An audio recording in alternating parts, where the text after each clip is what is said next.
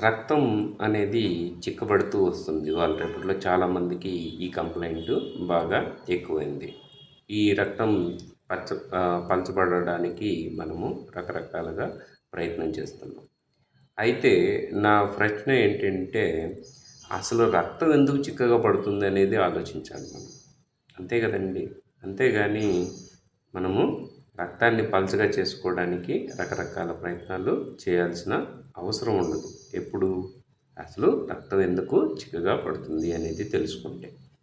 ఇందులో ముఖ్య కారణం ఏంటి అనంటే, మనము తినే ఆహారపు అలవాట్లు. మీరు పొద్దున్నుంచి రాత్రి దాకా గమనించుకోండి, ఎక్కువ శాతము చక్కెర పదార్థాలనే మన శరీరానికి ఇస్తూ వస్తున్నాం. కారం తగ్గిచ్చేసాము, పులుపు తగ్గిచ్చేసాము, తర్వాతొచ్చి వగరు తగ్గిచ్చేసాము, చేదు అయితే అసలు తగ్గిచ్చేసాము పూర్తిగా. ఇలా మనము జిగురు పదార్థాలను ఎక్కువగా తీసుకుంటున్నాం. పాలకు సంబంధించిన పదార్థాలు కావచ్చు, చక్కెర కావచ్చు, మైదా పిండి కావచ్చు, గోధుమ పిండి కావచ్చు, తర్వాతొచ్చేసి ఈ పాస్తాలు, bakery items, sweets, cool drinks, juices కూడా మనము షాప్‌లోకెళ్ళి చక్కెర 2 చెంచాలు, 3 చెంచాలు ఏయించుకొని మరీ తాగుతాం. అది చాలా ప్రమాదం.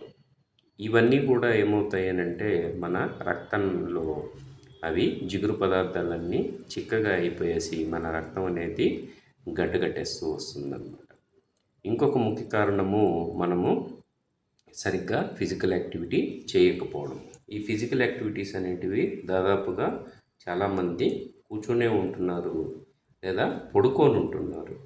ఇది అత్యంత ప్రమాదకరం. మూడోది గాలి సరిగ్గా పీల్చడం, వదలడం అనేది చేయకపోవడం. సో ఇవన్నీ కలిపి మనము ఇప్పుడు ఆహార పదార్థాలని ఖచ్చితంగా మార్చుకోవాలి. రోజుకి 4, 5 టీలు తాగుతాము అనంటే కుదరదు. జిగురు పదార్థాలు తింటున్నాం, ఆయిల్ పదార్థాలు తింటున్నాం. ఇవన్నీ కూడా సరైన మోతాదుల్లో తీసుకోవాలి. అలాగే మనము దానిమ్మ తీసుకోండి, పప్పాయ తీసుకోండి, జాంకాయ తినండి, మోసంబి, ఆరెంజ్, నిమ్మకాయ, అల్లము ఇవన్నీ కూడా రక్తాన్ని శుద్ధి చేస్తాయి. ఇవి తినడము, కొంచెం ఫిజికల్ యాక్టివిటీ చేయడము, బ్రీతింగ్ చేయడము ఇవన్నీ చేస్తే మన రక్తం అనేది ఆటోమేటిక్‌గా పలచగా అయిపోతుంది.